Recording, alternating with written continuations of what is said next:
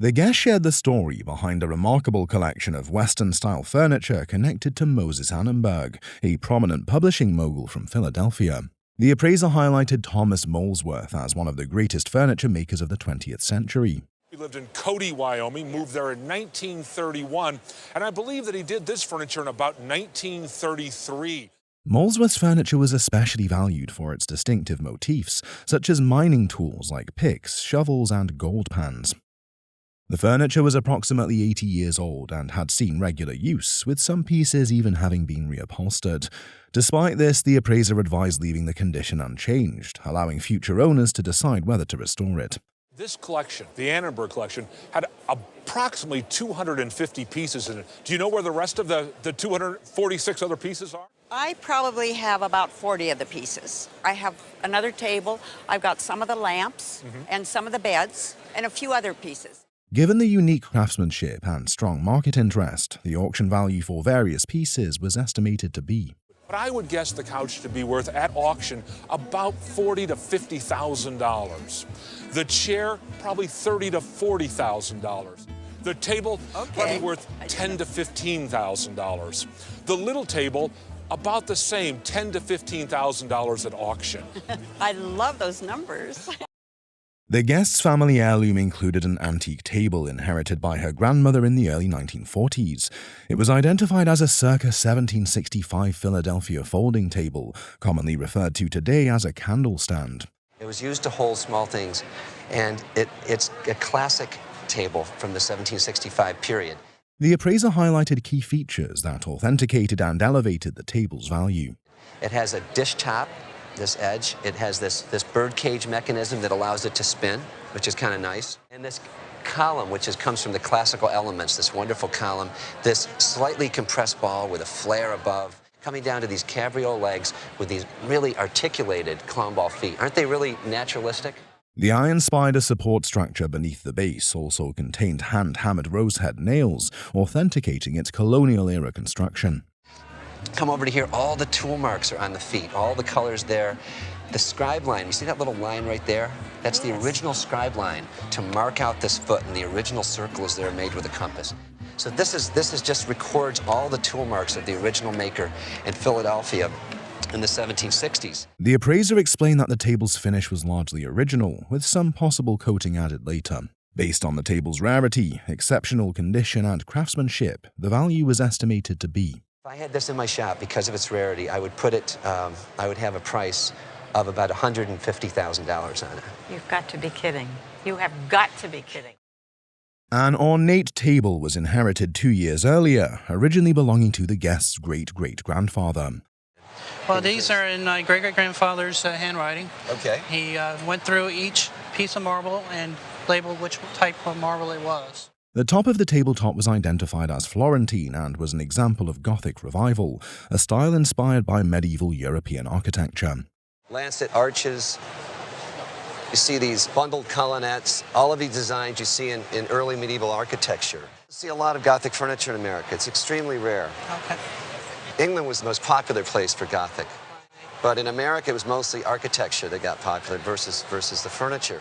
The table itself was crafted from rosewood, a rare and valuable material.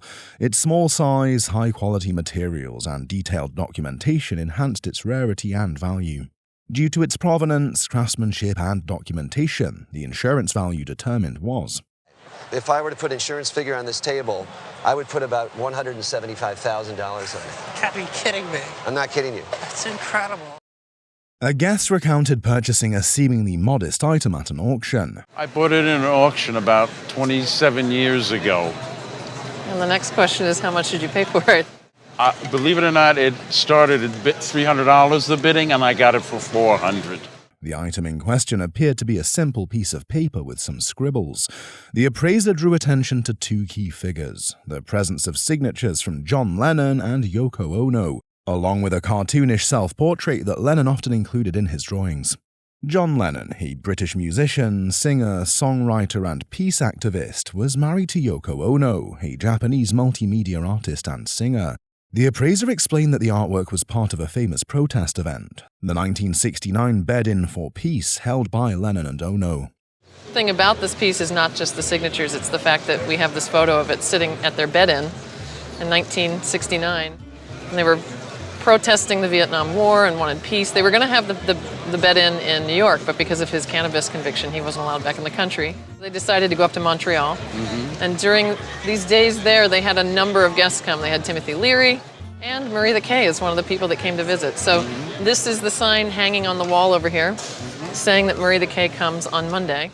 Given the strong provenance, the conservative auction value determined was, I would say at auction, conservatively, given the context on this, they would probably put anywhere between $50,000 and $75,000 on it.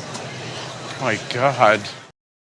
The guest presented a pocket watch that had originally belonged to her great-grandfather. The watch held significant historical and cultural value, having been specifically manufactured for the Chinese market. And there was an entire industry in Switzerland centered in the town of Fleurier, which produced, in the early part of the 19th century, watches that were sold exclusively to a Chinese market. The appraiser instantly recognized the piece's unique characteristics, including its floral enamel detailing and the front bezel, which was once adorned with pearls that are now missing. The piece was admired for its rarity, automation, artistic enamel work, and fascinating provenance. Watches like this are very highly prized by collectors, and even though many watches are not terribly valuable, these have always been very sought after. The front of the watch was distinctly Swiss in design and featured a rare mechanical scene known as Cupid's Forge, a depiction from Greek mythology. Given its collectability, the estimated auction value was. We think that if you had to insure it, you should think in terms of $35,000, perhaps to $40,000. It's quite a nice watch. A pair of maritime paintings belonging to the guest's grandfather had been displayed.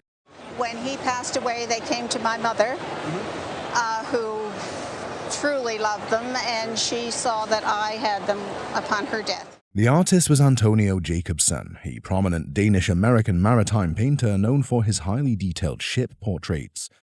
Antonio Jacobsen is a Danish artist. It's spelled Jacobsen, S-E-N, and he comes to America, living in New Jersey. Sometimes he signs these with his address so we can date them by the address, but he actually dated this one 1885. One of the paintings was signed and dated 1885.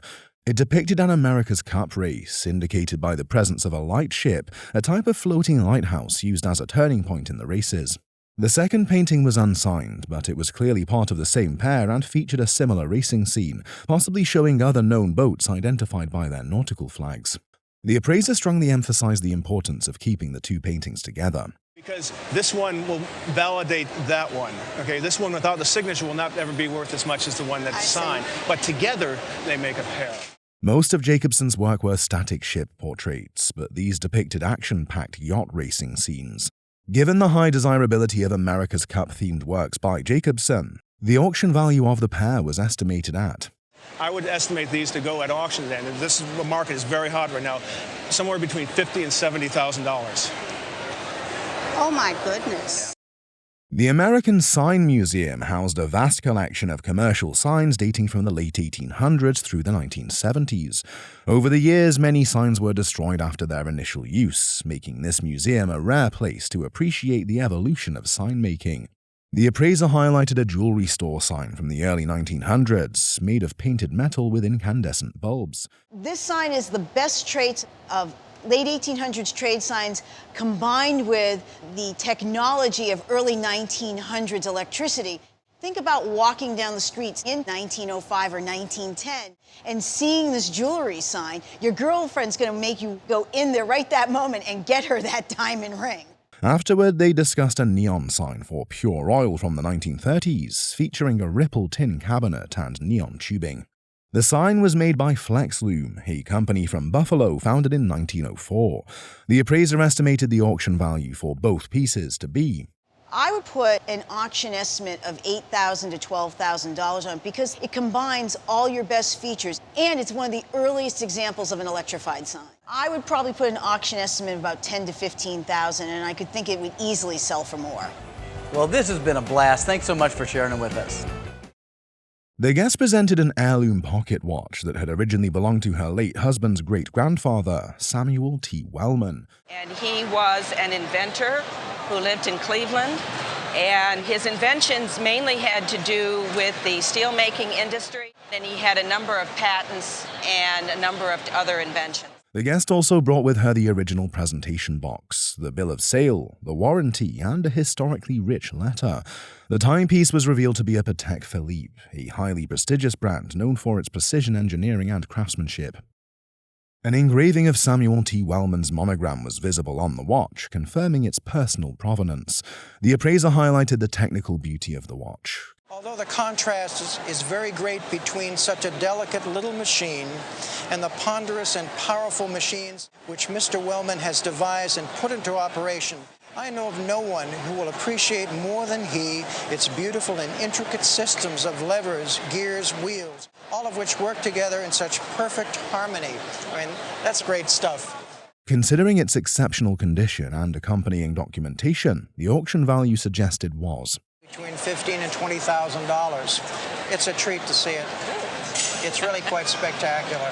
Well, thank you very much. The guest discovered a remarkable Majolica fountain about 30 years ago at an estate sale. And I walked in, and my eyes spotted this magnificent Majolica fountain. The appraiser identified the piece as being made by the prestigious English firm Minton. And there was a man named Minton who had traveled through Europe, and going through the French region of Rouen in 1849, he found a type of semi-opalescent glaze that he wanted to put on his wares. He went back and instructed his factory to start making these wares. This glazing method had become a hallmark of Minton's Majolica ware. The appraiser explained that each piece of Majolica from this era bore a date cipher, and on this fountain, the marks indicated it was produced in 1862. The fountain itself was described as exquisitely crafted, featuring beautifully molded details. You have the beautiful mask and the foliate festoons terminating in mask handles. It is just a fantastic piece of Majolica. It's wonderful. Originally purchased for $300, its current estimated value was It's worth probably about $30,000 to $50,000. Yo! It's a wonderful piece. Yes. And I understand you use it as a planter. Yes. The guest's family heirloom included a table that was made in the mid-1700s by an ancestor on her father's side. The appraiser identified the piece as a mid-18th century tip-top table, constructed from tiger maple, a highly desirable wood known for its striking grain pattern. It is spectacular in that it's all original. It's tiger maple, which is quite desirable, and it has its original surface. The tip-top mechanism allowed the tabletop to tilt, making it highly functional in early American homes. Now this table, when you turned it around and placed it next to your chair, you would put a candle here so you could read. And do you know why the top was tilted when you were doing that? Well, I've assumed that it was to block some breeze to keep the candle lit. Exactly, the early American homes. A distinctive burn mark near the edge of the tabletop indicated where a candle once stood, further confirming its historical use. The appraiser highlighted the table's rare features, confirming its integrity. Now, the most unusual thing about this table is it can also be made into a flat-top table, which has a unique mechanism which we have never seen on a table of this period. Okay. Given its rarity, originality, and historical significance, the market value of the table was estimated to be. And on a piece like this today, it is worth $20,000 to $30,000. Well, thank you. You're welcome. The guest brought in an object she had always thought was a doll, which had belonged to her great-grandmother. She said that it was her great-grandmother's doll. My great-great-great-grandmother lived in North Carolina, but at some point they traveled out to Missouri and came back to North Carolina, and that's really all the history I have on the doll. The appraiser quickly identified the piece not as a doll, but as a rare ceramic flask. When you told me that your family was from Winston-Salem, that was one of the clues to help me identify this little flask. It was made by Moravian potters in Salem, North Carolina, a major center for pottery production in the southern United States. This particular flask was crafted during the early 19th century, around 1810 to 1830. See the mark here? The little vertical mark here? Yeah, This was made in a mold. The Moravian potters produced various molded forms, including animals like squirrels, fish, turtles, and this specific form, which was often mistaken for a doll. These particular types of Moravian mold-made flasks were considered very collectible and sought after. The piece, a valuable example of American folk art pottery, was appraised at. This flask would sell at auction for between $15,000 and $25,000. That's amazing. God. A deeply significant item was brought to the show, accompanied by an intriguing backstory. You brought a document relating to the tragedy of May 1970, the shooting of students by National Guardsmen at Kent State. The guest shared that his father, a judge, had been deeply involved in a controversial case. The governor and the state were not willing to give an apology, and so my dad brokered the deal by sitting at his manual Royal typewriter and typing out an agreement that both sides could live with, and this is the document. The case ultimately resulted in a settlement, and the guest brought the original typed agreement to the show. And the settlement was for $675,000 and something else. The document was signed by Governor James Rhodes, Adjutant General Sylvester Del Corso, and all of the National Guardsmen who were on duty during the shooting.